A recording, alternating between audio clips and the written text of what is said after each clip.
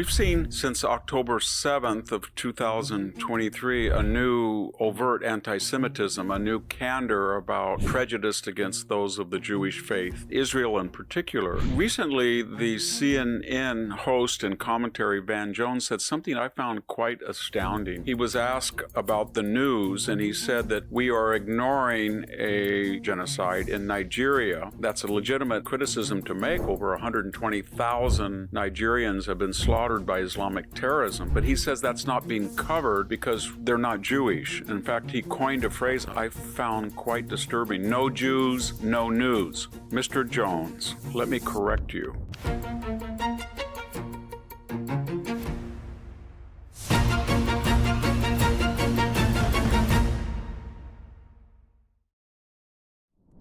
Hello, this is Victor Davis Hanson for the Daily Signal. We've seen since October 7th of 2023 a new overt anti-Semitism, a new candor about prejudice against those of the Jewish faith, and Israel in particular. Recently, the CNN host and commentary Van Jones said something I found quite astounding. He was asked about the news, and he said that we are ignoring a mini genocide, or maybe a regular genocide, in Nigeria, and that is because we have emphases on other areas. And I mean, that's a legitimate criticism to make. Over 120,000 Nigerians have been slaughtered by Islamic terrorism, but he says that's not being covered because they're not Jewish. In fact, he coined a phrase I found quite disturbing: no Jews, no news. Mr. Jones, let me correct you. There are a lot of wars around the world that we're not covering. 130,000 Armenians were just ethnically cleansed last 2 years from Azerbaijan in disputed territory, but they had been there for hundreds of years. No one covered it. In the second and third Chechenian wars, Russia went in to Chechnya and they leveled the city of Grozny. They wiped it out. No one really knew anything about it. It was not covered. As I am speaking, India and Pakistan exchange missiles with each other. They're both nuclear powers. Nobody's talked about it. It was prompted by a mass terrorist attack against India. So there's all sorts of conflicts all over the world that are not being reported on besides the Nigerian genocide.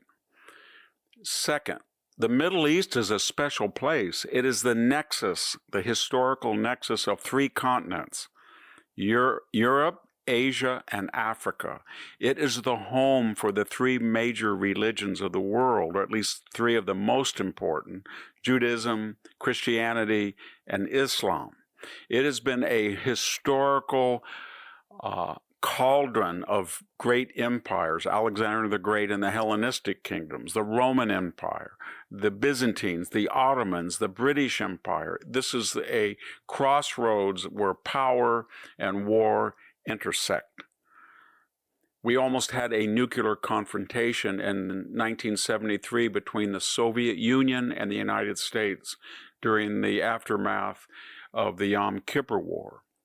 So there are a lot of reasons why we privilege the Middle East news, especially the worry about an Iranian nuclear weapon or Middle East terrorism. Where have ISIS been from? Where did Al-Qaeda come from? Where did Hezbollah come from? Where did Hamas come from? Where did the Palestinian Liberation Organization? Where do they all come from? They came from the Middle East. Every time there is any development in the Middle East, Europe is terrified because of their large 10 to 15, 16% Islamic populations that are not assimilated fully or integrated, and they're afraid if anybody sneezes in the Middle East, then they get a major terrorist attack. So, Mr. Jones, the Middle East is a special place not because of Jews alone. And that's not why we cover the Middle East in a way we don't Africa, or we don't Chechnya, or we don't the Indian-Pakistan border. It is true that constituencies in the United States can influence the emphases on events abroad. We don't talk about the Turkish invasion and illegal occupation of Cyprus in a way that we should, because the Greek lobby has been assimilated, integrated, and intermarried, and it does not have the clout that it used to. We are talking about the Middle East more about Gaza than we are October 7th, and that is because the population from people from the Middle East in the United States has soared. And we have hundreds of thousands of students from the Middle East, illiberal regimes, that are either Arab or Islamic or both, and they put a high premium on coverage of that area. If we want to give the Nigerian genocide its proper emphasis, and I think we should, then we need to inform Black America as a natural constituency and say, why don't you lobby and influence the left and the mainstream media to cover this disaster? The only time we've covered major problems in Africa were during the apartheid regime, when it was white on black violence. Now that there's more black on white violence in South Africa, and it's one of the most dangerous places in the world in the post-Mandela era, we don't talk about it. But why don't we talk about Nigeria, and why doesn't the Black community get energized in a way that you would like them to? I don't know. I think there's something to the fact that it doesn't have a sensationalism. For example, there are 12,000 Black Americans tragically killed every year. We don't talk about them, but we do talk about Trayvon Martin and George Floyd and Michael Brown, because it was white on black, and that creates a news sensationalism that we don't, I guess we, in our callousness, we don't talk about on a Saturday night in Chicago when 20 people are killed. There's another final thing to remember, Mr. Jones. The people who are killing innocent Nigerian Christians, perhaps 130 over the last 15 years, are Black Islamic terrorists, Boko Haram.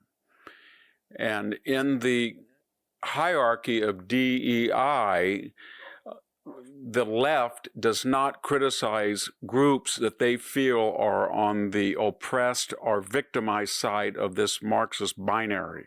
So in their way of thinking, you do not criticize Black Islamicists, even when they kill Black Christians, to the same degree you would if they were other Christians or they were white settler colonialists, as the left calls them. So getting back to the original problem, it's not no Jews, no news. It's the fact that the Middle East is a special place. Historically, currently, it's full of global dangers, whether the Suez Canal, the Straits of Hormuz, the Bosphorus. It's a unique place.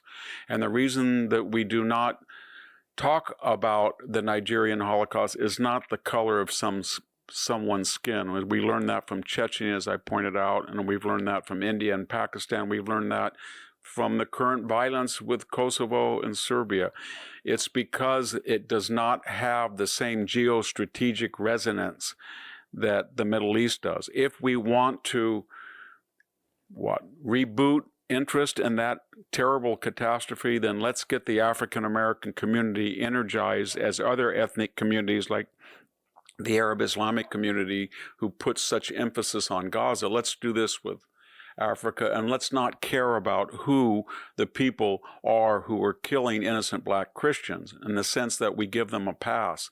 They are Black Islamic terrorists, and they're not part of any non-white coalition. They're horrific people, and they're doing horrific things, and it's past time the United States should draw all of our attention to these poor victims in Africa that are being slaughtered by a radical religious creed. Thank you very much, Victor Davis Hanson, for the Daily Signal. Thank you for tuning in to the Daily Signal. Please like, share, and subscribe to be notified for more content like this. You can also check out my own website at victorhanson.com and subscribe for exclusive features in addition.